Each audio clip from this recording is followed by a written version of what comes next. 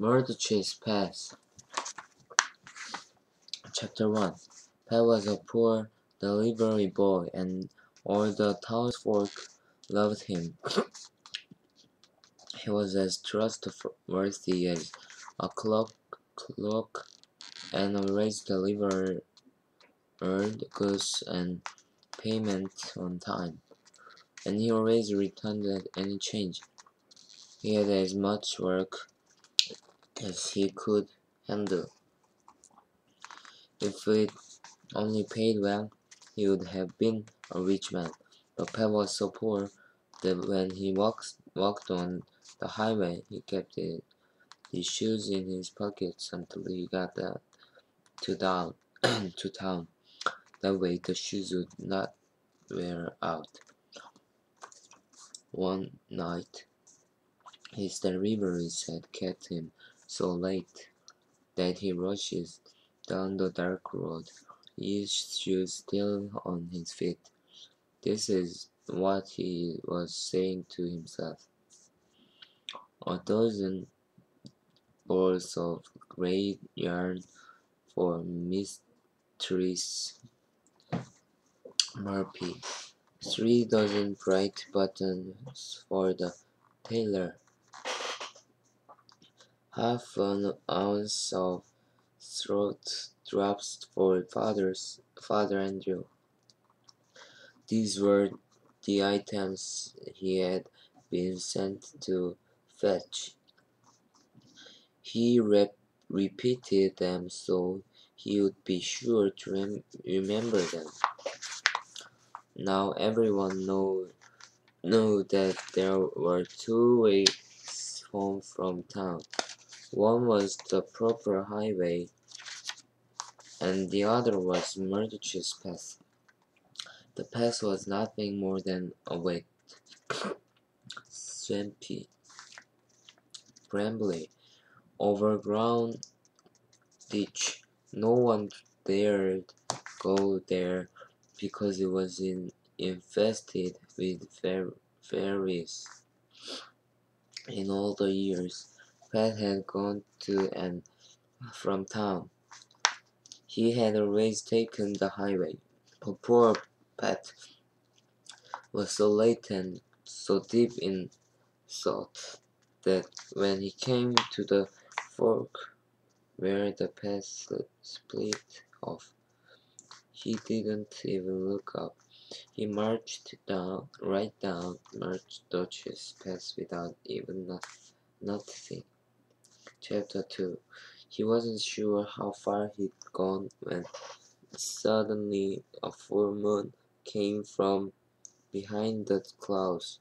It made the land as bright as day. Pat looked up and realized he had taken the wrong turn, for right in front of him was a circle of dancing fairies. They danced around and around until Pat's feet tingled. Fairy music makes anyone want to dance, no matter how late it is and no matter how tired he is. Pat simply waited and watched. After a long time, a little man in a black hat, a green coat, and red shoes beckoned him into the circle. "Won't you dance a song with us, Pat?" asked the little man, bowing till he nearly touched the ground. He didn't have far to go, for he was very 2 feet high. "I'll be proud to dance with ye," replied Pat. Before he could look around, Pat jumped down in the circle and began dancing as thought his life depended on it.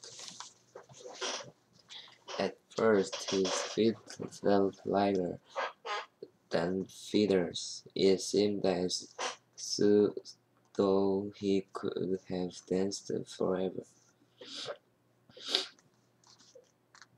But soon he grew tired and would have liked to stop, yet the fairies wouldn't let him. So he danced on and on. Pet realized that he was under a spell and tried to think of some magic words to break it, but all he could think was a dozen balls of gray yarn from mysterious wrapping, 3 dozen bright buttons for the tailor, half an ounce of throat drops for Father Andrew over and over.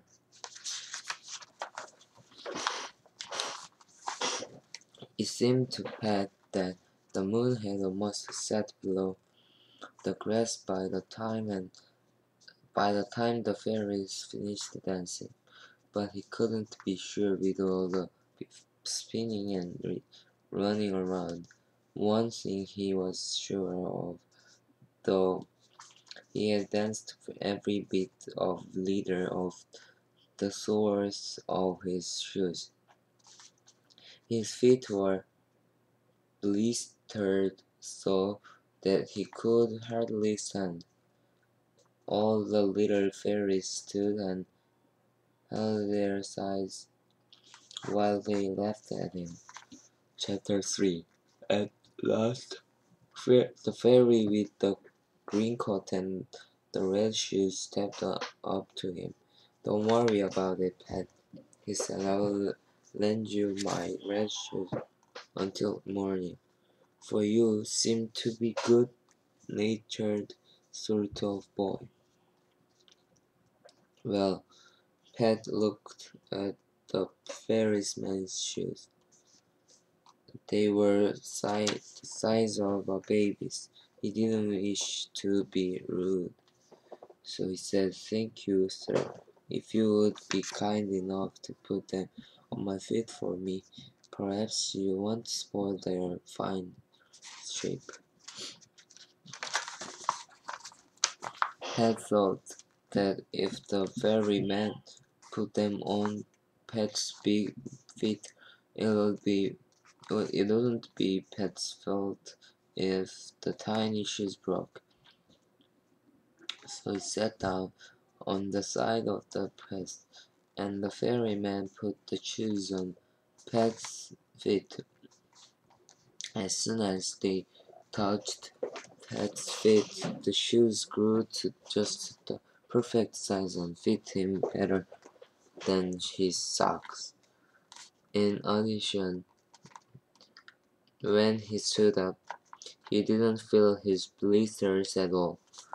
"Make sure you bring them back to the path at sunrise," said the little man. Then Pat climbed the ditch and looked around. All around the roots of the bushes and in the ground were jeweled and peered. "Do you want to help yourself, Pat, or will you take what I give you?" "Yeah, I give you," asked the little man. "I'll take whatever you give me and be thankful," said Pat, remembering his manners. The ferryman picked a large handful of yellow flowers from the bushes and filled Pat's pockets. "Make sure you keep those, Pat," he said. Pat would have liked some of the jewels, but he said nothing. "Oh, and before you go, let me polish those shoes for you." So Pat lifted each foot. The little man dusted the shoes off by breathing on them and rubbing them with the tail of his little green coat. "Come," said the little man with a magical snap of his fingers. In an instant, Fat found himself standing on his one-drop doorstep with all his deliveries safe around him. Chapter 4. The next morning, Pat got up before sunrise and carried the shoes back to the path. As Pat came up, the little man looked over the edge of the ditch. "Top o' the morning to you, Pat," said Pat. "Here are your shoes." "Why, thank you, Pat. Have you had a chance to take a look at those flowers yet?" "No, sir," replied Pat. "I came straight here when I woke up this morning."